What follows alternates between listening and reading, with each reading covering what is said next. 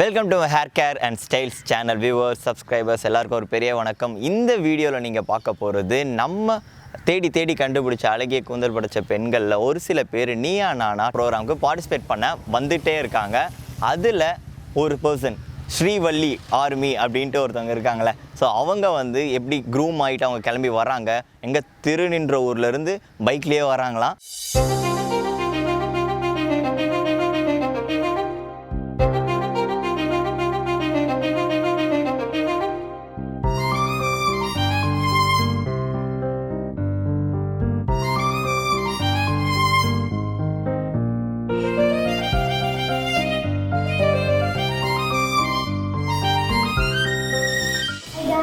SriValli இதனோட first vlog. இன்னைக்கு நான் Vijay TV NeeyaNaana ஷூட்டிங்காக EVP studios வரைக்கும் எங்கள் அம்மா கூட போகிறேன். ஸோ கொஞ்சம் எனக்கு நர்வஸாக இருக்கு பிகாஸ் இதுதான் என்னோட ஃபர்ஸ்ட் டைம். பட் இருந்தாலும் பரவாயில்ல. So get ready with me. நான் ரெடியாக இருக்கிறது எல்லாமே இப்போ ஒரு வீடியோவை நான் ஷூட் பண்ணிட்டு இருக்கேன். இது என்னோட மேக்கப் காஸ்மெட்டிக் பேக் ரெடியாக இருக்கேன். எனக்கு டைமும் கம்மியாக இருக்கனால நான் எவ்வளோ ஃபாஸ்ட்டாக ரெடி ஆகிறதுன்றது பாருங்கள். இப்போ ட்ரெஸ் பண்ணியாச்சு. இனிமே நான் இப்போ ஹேர் ஸ்டைல்ஸ்லாம் பண்ணிட்டு மேக்கப் மட்டும் போடணும்.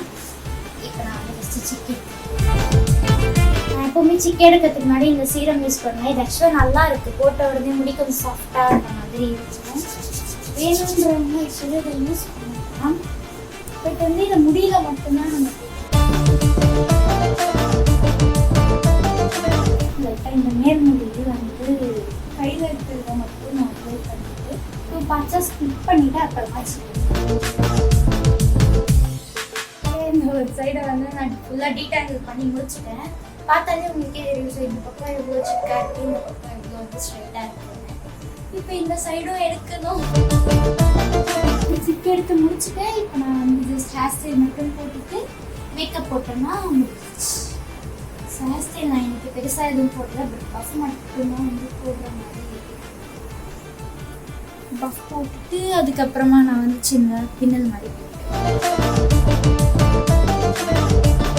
பஃப் போகிறதுக்கு முன்னாடி இந்த மாதிரி கொஞ்சம் முடியை மட்டும் எடுத்துக்கோங்க. ஏன்னா பஃப் நிறைய வச்சு போட்டோம்னா நமக்கு டக்குன்னு பஃப் வராது.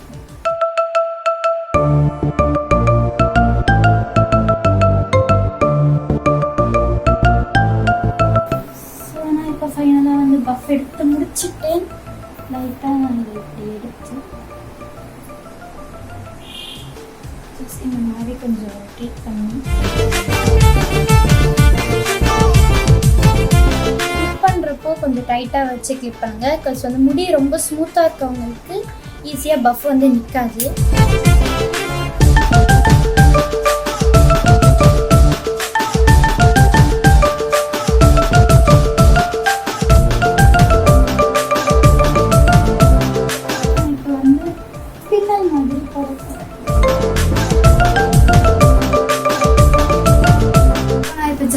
ஸ்டைல் பிரைட் மாதிரி தான் போட போகிறேன். 2 காலை ஸோ இந்த மாதிரி ஹேரை ஃபுல்லாக நீங்கள் ஃப்ரண்ட்டில் வச்சுட்டும் 2ஆக ஸ்ப்ளிட் பண்ணிவிட்டு அதுக்கப்புறமா போடலாம். ஃபர்ஸ்ட் இங்கேருந்து கொஞ்சம் ஹேர் எடுத்துக்கிட்டு இந்த சைடில் போட்டுருங்க. அதுக்கப்புறம் இங்கேருந்து கொஞ்சம் ஹேர் எடுத்து அந்த சைடில் நம்ம இப்போ போடணும். ஸோ அது இதே ப்ராசஸ் தான் நம்ம ஃபுல்லாகவும் ரிப்பீட் பண்ணணும்.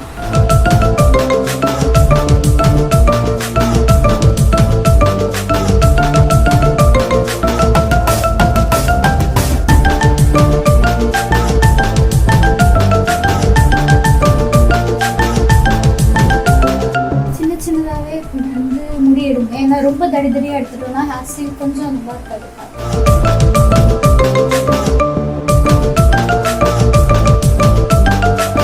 நல்லா ரிப்பீட் பண்ணிட்டே இருங்க. அதே மாதிரி ஹேர் ஸ்டைல்ஸ் போடுறதுக்கு முன்னாடி நல்லா ஃபஸ்ட்டு தரவாக சிக்க எடுத்துருங்க. இல்லைன்னா இந்த மாதிரி ஹேர் ஸ்டைல்ஸ் போடும்போது நடுவில் சிக்க ஆயிடுச்சுன்னா ஹேர் ஸ்டைல் கஷ்டமாயிடும். ஏன்னா நம்ம ஒரு இடத்துல சரி பண்ணுறோம் அப்படின்னு சொல்லிட்டு சிக்க எடுத்தோம்னா ஃபுல்லாக இழுப்பிக்கும். ஸோ அதெல்லாம் கரெக்டாக பார்த்துட்டு சிக் எடுத்து அதுக்கப்புறமா தான் நம்ம ஹேர் ஸ்டைல்ஸ் பண்ணுற மாதிரி இருக்கும். ஸோ நான் இப்போ ஆல்மோஸ்ட் ஃபுல்லாக பின்னிட்டேன். இப்போ முனைங்க மட்டும் நான் கொஞ்சம் டீடாங்கிள் பண்ணியிருக்கேன். பிகாஸ் ஆல்ரெடி இங்கே எனக்கு கொஞ்சம் அன்ஈக்குவல் ஆகிடுச்சு. ஸோ திரும்பி அங்கே ஆகக்கூடாது அப்படின்றனால பிடிச்ச ஹேர் ஸ்டைல் நான் வந்து இந்த பேண்ட் தான் யூஸ் பண்ணுறேன். இது பார்க்க கொஞ்சம் க்யூட்டாக இருக்கும். இது வந்து நான் லாஸ்ட்டாக தீபாவில் போகும்போது நான் வாங்கினது இந்த பேண்ட். பட் இப்போ தான் நான் யூஸே பண்ணுறேன்.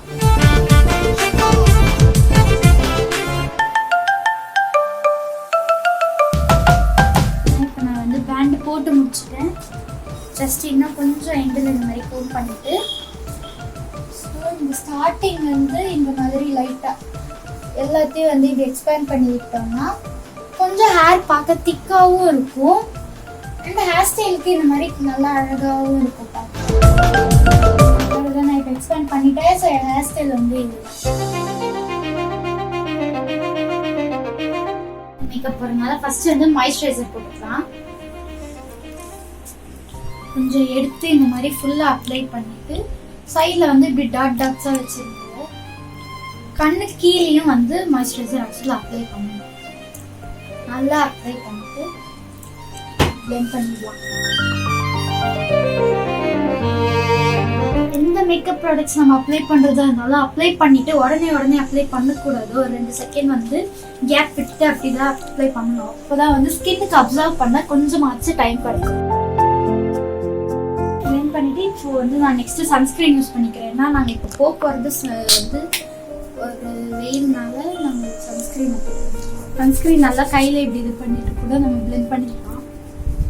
அதுவும் இல்லாமல் சன்ஸ்கிரீன் வந்து வெளியில் போகிறோன்னா உடனே அப்ளை பண்ணிடக்கூடாது. நம்ம வெளியே போகிறதுக்கு ஒரு 30 மினிட்ஸ் இல்லை 45 மினிட்ஸ்க்கு முன்னாடியே வந்து அப்ளை பண்ணால் தான் அது எஃபெக்டிவாக இருக்கும். இப்போ நான் சன்ஸ்கிரீனும் நல்லா பிளெண்ட் பண்ணி முடிச்சோடனே இப்போ மேக்கப் பேஸ்க்கு வந்து ப்ரைமர் யூஸ் பண்ணிக்கிறேன். எதுக்கு ப்ரைமர்னா நமக்கு வந்து மேக்கப் கொஞ்சம் லாங் லாஸ்டிங்காக இருக்கும்னால நான் ப்ளூ ஹெவன்லேருந்து யூஸ் பண்ணுறேன். ப்ரைமர் இவ்வளோ தான் எடுத்திருக்கேன். நான் ஃபேஸ் ஃபுல்லாக வந்து இந்த மாதிரி டாட் டாட்ஸாக வந்து வச்சுட்டு அப்புறம் நல்லாவே பிளெண்ட் பண்ணுவேன். எப்போவுமே மேக்கப் ப்ராடக்ட்ஸ்ன்னு வரப்போ சூஸ் பண்ணுறது உங்கள் ஸ்கின் டோனுக்கு ஏற்ற மாதிரி சூஸ் பண்ணணும். ஸோ இப்போ நான் ப்ரைமர் வந்து நல்லா பிளெண்ட் பண்ணிட்டேன். அடுத்து வந்து நான் ஃபவுண்டேஷன் யூஸ் பண்ணுறேன். நான் வந்து மேப்ளினோட ஃபிட்மி தான். என்னோட ஷேட் வந்து 230. ஜஸ்ட் நான் கொஞ்சமாக இதில் எடுத்துக்கிறேன்.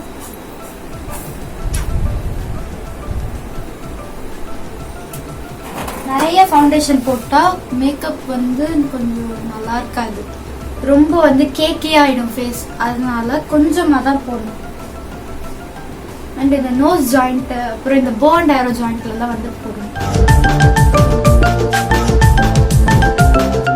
நல்லா பிளெண்ட் பண்ணிட்டு எப்பவுமே ஃபவுண்டேஷன் போட்டு உடனே கன்சீலர் போடக்கூடாது. ஏன்னா ரெண்டுமே வந்து க்ரீமாக நம்ம போடுறதால நமக்கு கரெக்டாக வந்து பிளெண்ட் ஆகாது. இன்னொன்று வந்து ஃபேஸ் ரொம்ப வந்து கேக்கியாக இருக்கிற மாதிரி நமக்கு வந்து ஷோ ஆகிடுச்சு. அதனால எப்பவுமே வந்து நம்ம ஃபவுண்டேஷன் போட்டுட்டு அப்புறமா காம்பேக்ட் பவுடர் போட்டதுக்கு அப்புறமா தான் நம்ம வந்து கன்சீலர் போடணும். பட் நான் இப்போ கன்சீலர் போட டைம் இல்லாததுனால வெறும் காம்பேக்ட் பவுடர் மட்டும்தான் போட போகிறேன். ஸோ நான் இப்போ வந்து கடகடன் கன்சீலர் போட போகிறேன். கன்சீலர் வந்து நான் லாக்மியோட 925 தான் யூஸ் பண்ணுறேன். என்னோட ஷேடு வந்து ஹனி. உங்களுக்கு எந்த ஷேடு வந்து செட் ஆகுமோ அந்த ஷேடு வந்து நீங்கள் பார்த்து யூஸ் பண்ணணும். ஸோ கண்ணு கீழே அப்புறம் உங்களுக்கு எங்கெல்லாம் அந்த பிளாக் டாட்ஸ் இருக்குதோ அங்கெல்லாம் வந்து நம்ம கன்சீலர் அப்ளை பண்ணணும். பட் நான் ஹோல் ஃபேஸ்க்குமே அப்ளை பண்ணுறேன். இந்த மாதிரி சின்ன சின்ன டாட்ஸாக வச்சுட்டு நல்லா பிளெண்ட் பண்ணுவேன்.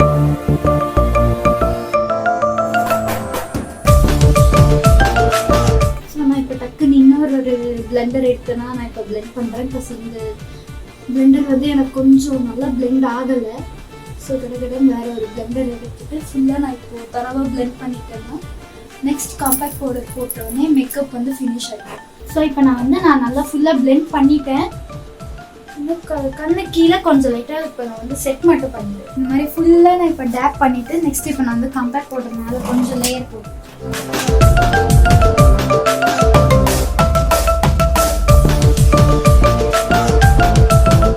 நம்மளோட லிப்ஸுக்கும் கூட கன்சீலர் யூஸ் பண்ணலாம். கன்சீலர் போட்டுட்டு அதுக்கு மேலே வந்து நம்ம லிப்ஸ்டிக் வச்சோம்னா லிப்ஸ்டிக் வந்து லாங் லாஸ்டிங்காக இருக்கும். பட் கன்சீலர் போட்டு நம்ம யூஸ் பண்ணுற லிப்ஸ்டிக் வந்து லிக்விடாக இருக்கணும். ஏன்னா லிக்விட் லிப்ஸ்டிக் தான் வந்து நமக்கு சீக்கிரமாக அழிஞ்சிடுறதுனால. ஸோ நம்ம கன்சீலர் யூஸ் பண்ணிவிட்டு லிப்ஸ்டிக் வைக்கிறப்போ நமக்கு ஈஸியாக அழியாது. நான் வந்து கம்பேக்ட் பவுடர் லாக்மியோட பர்ஃபெக்ட் ரேடியன்ஸ் தான் யூஸ் பண்ணிட்டு இருக்கேன். கொஞ்சமாக எடுத்துட்டு நல்லா வந்து ரொட்டேட் பண்ணுற மாதிரி பண்ணிவிட்டு நம்ம வந்து கம்பேக்ட் பவுடர் அப்ளை பண்ணணும். அதையும் பார்த்து தான் அப்ளை பண்ணோம். ரொம்ப அப்ளை பண்ணோன்னா வந்து திட்டாக இருக்கிற மாதிரி இருக்கும் ஃபேஸில். ஸோ அதெல்லாம் பார்த்துட்டு அப்ளை பண்ணுங்க.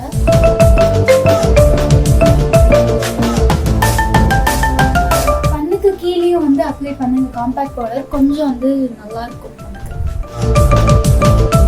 அண்ட் வந்து நம்ம ஜா லைன்லேயும் எப்போவுமே அப்ளை பண்ணணும். எந்த மேக்கப் ப்ராடக்ட்டுமே நம்ம ஃபேஸில் வந்து இந்த ஜா லைன் வரைக்கும் அப்ளை பண்ணணும். இல்லைன்னா ஜா லைன் மட்டும் நமக்கு வந்து ஒரு மாதிரி டிஃப்ரெண்ட் ஷேடிங்கில் இருக்கும். அண்ட் மேக்கப் போடும்போது கழுத்துக்குமே எப்போவுமே மேக்கப் போடணும். பட் நான் இப்போ காலர் நெக் போட்டிருக்கிறதுனால நான் கழுத்துக்கு அவ்வளோவா மேக்கப் எதுவும் போடலை.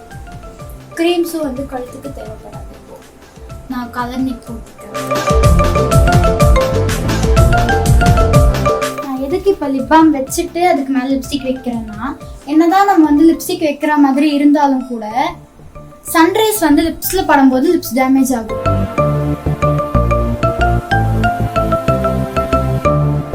ஸோ நான் இப்போ வந்து ஐலைனர் வச்சுட்டேன். கடகடன்னு ஐப்ரோ பென்சில் வச்சுட்டு தென் லிப்ஸ்டிக் வச்சிட்டோம்னா அவ்வளோதான் முடிஞ்சிடுச்சு.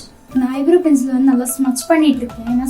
ஏன்னா ஸ்மச் பண்ணலைன்னா அது கொஞ்சம் வந்து ஆடாக தெரியுன்றதுனால ஃபுல்லாக ஸ்மச் பண்ணிட்டு அதுக்கப்புறமா என்னோட ஃபிங்கர்ஸ் வச்சு நான் இப்படி இது பண்ணிட்டு இருக்கேன். இப்போ முடிஞ்சிருச்சு. நான் லிப்ஸ்டிக்கும் வச்சுட்டேன். ஜஸ்ட் இயரிங்ஸ் மட்டும். நெக்ஸ்ட் வந்து நான் ஐலைனர் மட்டும் வைக்கிறேன். ஐலைனர் வச்சுட்டு தென் நான் வந்து காஜல் வச்சிருவேன். ஸோ நான் லிக்விட் ஐலைனர் தான் இன்னைக்கு வரைக்கும் யூஸ் பண்ணிட்டு இருக்கேன். இது வந்து டாஸ்லரோட இது வாட்டர் ப்ரூஃப் தான். பட் வந்து நிஜமாக வாட்டர் ப்ரூஃபான்னு எனக்கு தெரியலை. காசு நான் வாட்டரில் இது யூஸ் பண்ணிவிட்டு நான் அவ்வளோ வாட்டர் கிட்ட போனதில்லை.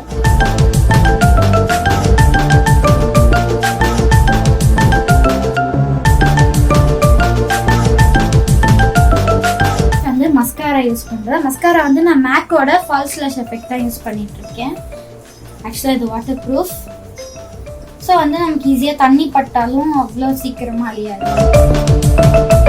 அதே மாதிரி நம்ம மஸ்காரா வைக்கிறப்போ இங்கே நம்ம கண்ணு மேலெல்லாம் படுறதுக்கு சான்சஸ் இருக்குன்றனால அது வந்து உடனே நம்ம அழிச்சோம் அப்படின்னா கண்டிப்பாக வந்து ஸ்மஜ் ஆகும்.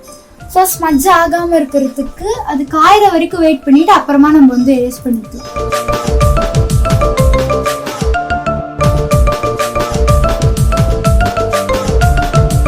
அதே மாதிரி மஸ்காரா மேலே மட்டும் வைக்கக்கூடாது, கீழேயும் வைக்கணும்.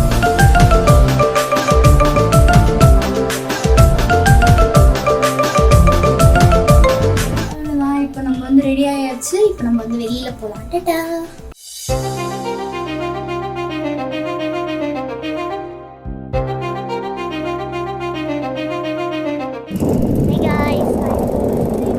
ஷூட்டிங் முடிச்சுட்டு ஈவிபி விட்டு நாங்கள் வந்து போய்கிட்டு இருக்கோம். ஆக்சுவலாக வெளியில் இங்கே பார்த்தா தெரியும்.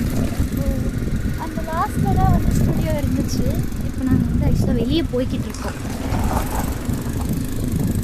ஸோ ஹானஸ்டாக அந்த ஷூட் வந்து நிஜமாக நல்லா இருந்துச்சு. எனக்கு ஃபர்ஸ்ட் டைம் எக்ஸ்பீரியன்ஸ்னால கொஞ்சம் இல்லை ரொம்ப நர்வஸாக இருந்தேன். பட் அந்த ஸ்டேஜுக்கு போய் நான் உட்காந்த உடனே இட் ஃபெல்ட் டிஃப்ரெண்ட் நிஜமாகவே. ஆனால் வந்து எனக்கு அவ்வளோ மைக் எதுவும் கிடைக்கல. பட் இருந்தாலும் வந்து ஓகே இது ஃபஸ்ட் டைம்னால இப்படி தான் இருக்கும், இப்படி தான் பேசுவாங்க அப்படின்றத வந்து பார்த்து தெரிஞ்சுக்கிட்டேன். ஸோ நெக்ஸ்ட் டைம் வேறு ஏதாச்சும் சான்ஸ் வேறு ஏதாச்சும் ஒரு டாபிக் அந்த மாதிரி கிடச்சிதுன்னா கண்டிப்பாக போய் அட்டன் பண்ணி அந்த மாதிரி தான் பேசுவேன். நம்ம ஸ்ரீவள்ளி அவங்க ப்ரோக்ராம் முடிச்சுட்டு உள்ளே என்னென்னலாம் பேசணுமோ எல்லாமே பேசி முடிச்சுட்டு அப்போ கிளம்பிட்டாங்க. ஸோ அவங்க உள்ளே என்னெல்லாம் பேசியிருப்பாங்க ப்ளஸ் என்னென்ன பேசணும்னு நினச்சிருப்பாங்க அவங்களோட எக்ஸ்பீரியன்ஸை வந்து நாங்கள் உங்களுக்கு அடுத்த வீடியோவில் கொடுக்குறோம். And signing off Vijay Darshan. மறக்காமல் நம்ம ஹேர் கேர்ஸ் அண்ட் ஸ்டைல்ஸ் சேனலை லைக் பண்ணுங்கள், ஷேர் பண்ணுங்கள். இந்த யூஸ்ஃபுல்லான வீடியோவை சப்ஸ்கிரைப் பண்ணி எல்லாருக்குமே ஷேர் பண்ணுங்கள் மக்களே. பாய்.